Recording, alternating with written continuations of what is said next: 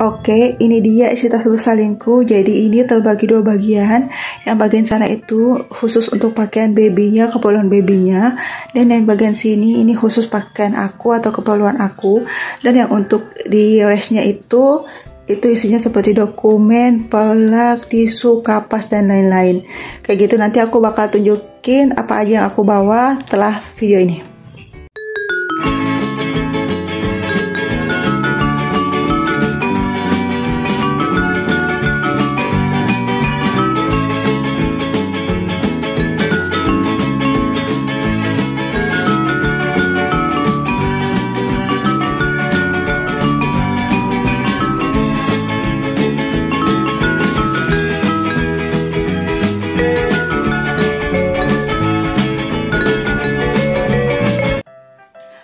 Assalamualaikum, selamat datang di YouTube channel aku, Bunda Bisa. Di video kali ini aku mau sharing isi tas bersalin yang insya Allah berisi keperluanku dan calon bayiku nantinya, yang beneran kepake selama di rumah sakit menurut pengalaman aku lahiran anak pertamaku.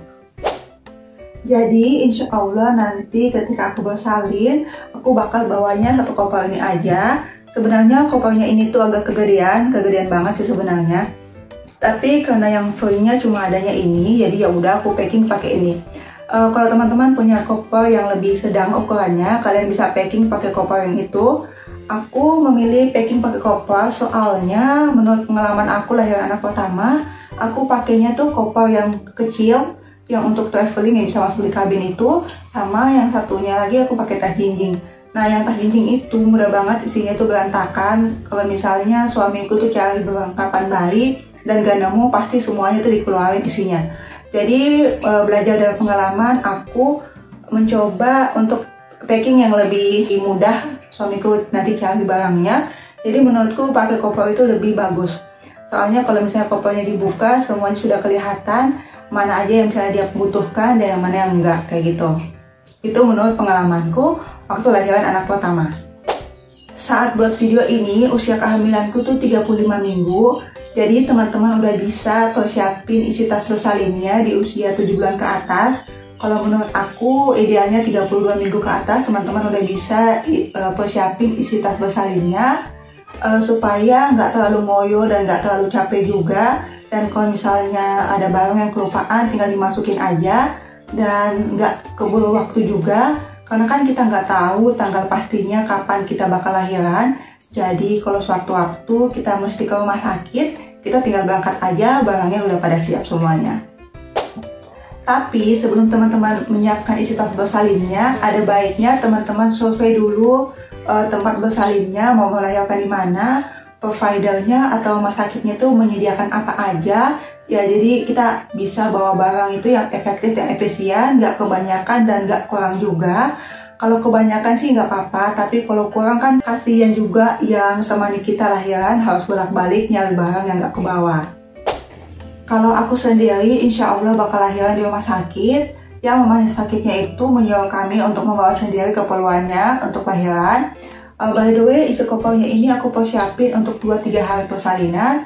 Sebenarnya kalau lahiran normal, 1 hari itu sudah boleh pulang. Semisal sekarang kita lahiran, setelah itu diobservasi ibu dan anaknya, kalau baik besok pagi insya Allah sudah boleh pulang. Tapi kalau misalnya sampai sesar, nauzubillah, jadi itu bisa nambah hari 2-3 hari. Dan karena itu aku persiapkan kemungkinan terlamanya, jadi aku persiapin ini untuk 2-3 hari. Supaya yang temani kita kayak tadi aku bilang, gak capek bolak-balik ke rumah sakit. Oke, sebelum kita lanjut, untuk yang baru join di channel aku ini atau yang baru mampir di channel aku ini, jangan lupa untuk subscribe dan like videonya ya. Terima kasih. Oke, langsung aja kita lihat apa yang harus kita bawa selama bersalin versi aku ya. Ini dia isi tas bersalinku. Jadi ini terbagi dua bagian. Yang bagian sana itu khusus untuk pakaian babynya, keperluan babynya. Dan yang bagian sini ini khusus pakaian aku atau keperluan aku. Dan yang untuk di restnya itu isinya seperti dokumen, pelak, tisu, kapas, dan lain-lain. Kayak gitu nanti aku bakal tunjukin apa aja yang aku bawa setelah video ini.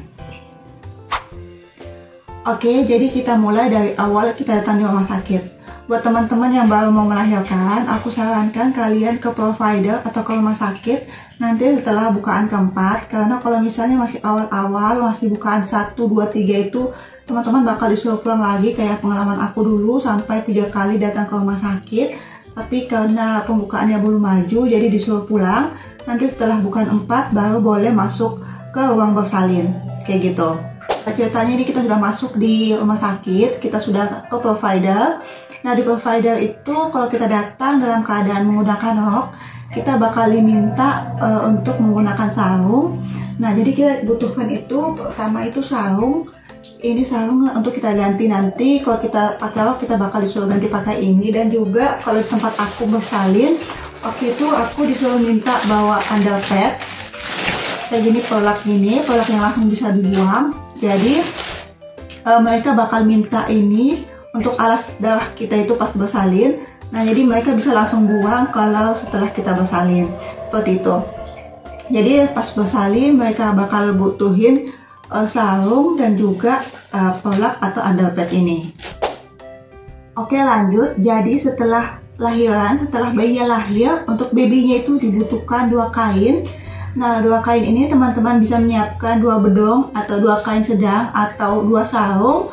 Nah fungsinya 2 kain ini tuh untuk lap darah di badannya bayi dan juga untuk bedong sementara bayinya setelah lahir. Nanti setelah itu setelah ditimbang dan lain sebagainya bakal diganti bajunya dan dibedong ulang. Tapi untuk awalnya itu kalian bakal diminta 2 kain ini untuk lap darah dan juga untuk bedong sementara. Jadi kalian bisa siapkan 2 sarung atau 2 bedongan. Dan untuk bundanya atau untuk ibunya setelah lahiran, setelah ari-arinya lahirkan dan juga setelah dijahit dan lain sebagainya, teman-teman bakal diminta untuk menyiapkan pelak lagi atau underpad ini. Jadi kayak tadi aku bilang, sebaiknya kalian menyediakan ini yang banyak aja karena bakal dipakai banget di rumah sakit. Setelah itu, selain polak ini, teman-teman juga bakal diminta korset atau stagen karena providernya bakal pakaiin teman-teman. Lalu, kalau di tempat aku bersalin, bidannya itu nggak mau pakaiin pembalut bersalin, dia maunya pakaikan ini popok dewasa. Di ruang bersalin itu mereka bakal minta ini, bukan minta pembalut bersalin. Tapi buat teman-teman yang nggak nyaman pakai popok dewasa, boleh pakai ini aja pas ruang bersalin dan setelah pindah di kamar bisa mengganti pakai pembalut dewasa kayak aku. Jadi belinya yang kayak gini aja, isinya 2, jadi nggak mubazir juga kalau kita beli pembalut popok bersalin popok dewasanya ini kayak gitu. Oh iya, satu lagi teman-teman bakal diminta lagi sarung bersih. Nah jadi setelah kita melahirkan kita bakal pakai sarung lagi. Jadi kita bisa siapkan 3 atau 4 sarung. Oh ya teman-teman, jadi pertama itu untuk kita pakai ketika bersalin, kemudian setelah bersalin dan di ruang bersalin, dan jaga-jaga kalau misalnya kita sampai tembus ya kita bisa ganti lagi. Jadi siapkan 3 atau 4 sarung. Oke, selanjutnya kita ke dokumen. Jadi ketika kita lahiran kita perlu menyiapkan juga beberapa dokumen.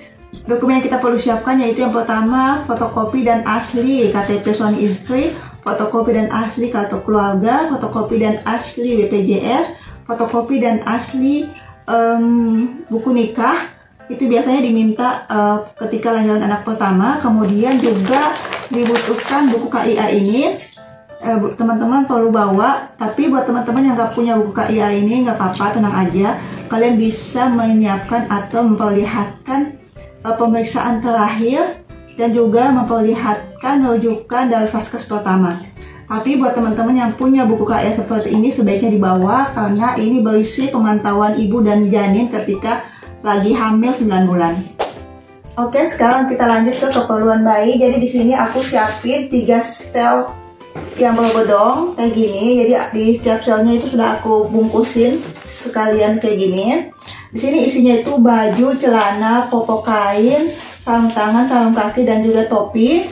Kayak gini, jadi kalau misalnya suami aku ambil, dia sudah 1 kali ngambilnya, nggak perlu bongkar-bongkar lagi. Jadi ini khusus dipakai 1 atau 2 hari ketika lahiran normal. Dan kalau misalnya harus menambah hari, aku sudah siapin juga baju 3 set lagi. Sini isinya itu baju, celana, sarung tangan dan sarung kaki. Jadi untuk sarung tangan, sarung kaki aku bawanya 6. Dan untuk popok kain aku bawanya 10. Oke, selain pakaiannya ini, aku juga menyiapkan selimut bayi, Kemudian ada handuk mandinya. Dan ini selimut topi, ini digunakan ketika babynya mau pulang. Lalu aku juga siapkan bantal gulingnya. Dan ini polak baby. Alat mandinya ini isinya sabun plus sampo, lotionnya, kemudian minyak telon, kain ruam, dan baby oil. Itu aja isinya. Kemudian di sini aku packing jadi satu kayak gini. Aku menyiapkan 3 popok sekali pakai. Lalu ada juga waist pad aku siapin 5 buat jaga-jaga aja. Kemudian di sini ada tisu basah, tisu keringnya kayak gini. Aku packing satu kali kayak gini, dia gampang diambilnya. Dan kelambu bayi. Ini buat jaga-jaga aja, soalnya waktu aku lahiran anak pertamaku nggak ada kelambunya, jadi mesti dibawa sendiri. Oke, sekarang kita ke perlengkapan ibunya. Jadi di sini setelah yang tadi aku sebutin pas pertama kali kita tiba di rumah sakit dan setelah bersalin, kita juga perlu menyiapkan 2 sarung lagi. Satu buat jaga-jaga kalau misalnya kita sampai tembus, dan satunya ketika kita setelah lahiran itu kita butuh sarung juga. Nah, jadi kita butuh 3 atau 4 sarung. Kemudian aku juga bawa baju ganti. Aku bawanya 2 aja. Yang satunya ini untuk jaga-jaga kalau misalnya habis lahiran itu kena darah, jadi kita mesti ganti. Kemudian baju yang satunya lagi plus jilbabnya itu aku bawa untuk ketika pulang. Dan juga aku bawa bra. Ini aku bawa branya 3, dan CD-nya aku bawa 6 pasang. Kemudian aku juga bawa alat mandi, tapi alat mandinya aku bawa cuma sikat gigi, deodoran, serum sisil, dan lipstick. Aku bawa cuma itu, dan aku nggak bawa sabun mandi, soalnya aku nggak bakal mandi di rumah sakit. Nanti mandinya di rumah, mandinya pakai air panas, jadi nggak mandi di rumah sakit. Itu aja sih keperluannya buat momsnya. Kalau untuk dedinya, kenapa sini aku nggak sebutin keperluan bapaknya, karena belajar dari pengalaman aku sebelumnya, suamiku tuh nggak mandi di rumah sakit dan dia bakal pulang balik ke rumah aja, jadi nggak perlu aku siapin perlengkapan untuk dia. Cukup aku persiapin perlengkapan aku dan bayinya aja. Untuk tambahannya, kalian perlu nyiapin sabun cuci. Bisa kalian bawa 2 saset sabun cuci. Ini buat cuci pembalut kalian. Kemudian menyiapkan juga kantong kayak gini. Aku sudah siapin kantong kayak gini. Kalau aku bawanya 3 kantong besar, 5 kantong kecil. Yang kantong besar itu untuk pakaian yang kotor, dan untuk yang kecil itu untuk popok atau pembalut kita. Yang lainnya yang bakal aku siapin nantinya itu charger, kemudian uang tunai, kemudian juga termos isi air panas, itu buat membersihkan kemaluan babynya ketika lahir, ketika dia cebok pakai air hangat. Itu aja kayaknya, insya Allah aku siapin. Oke, itu aja isi tas bersalin menurut pengalaman aku ketika lahir anak pertamaku. Semoga bisa membantu teman-teman, semoga bisa bermanfaat. Buat teman-teman yang sebentar lagi lahiran, semoga lancar, selamat, dan anaknya lahir dengan sempurna. Kita sama-sama berjuang untuk lahiran nanti, semoga sehat, selamat, amin ya rabbal alamin. Terima kasih telah menyaksikan video kali ini. Jangan lupa untuk subscribe, like videonya. Akhir kata, assalamualaikum warahmatullahi wabarakatuh. Bye-bye.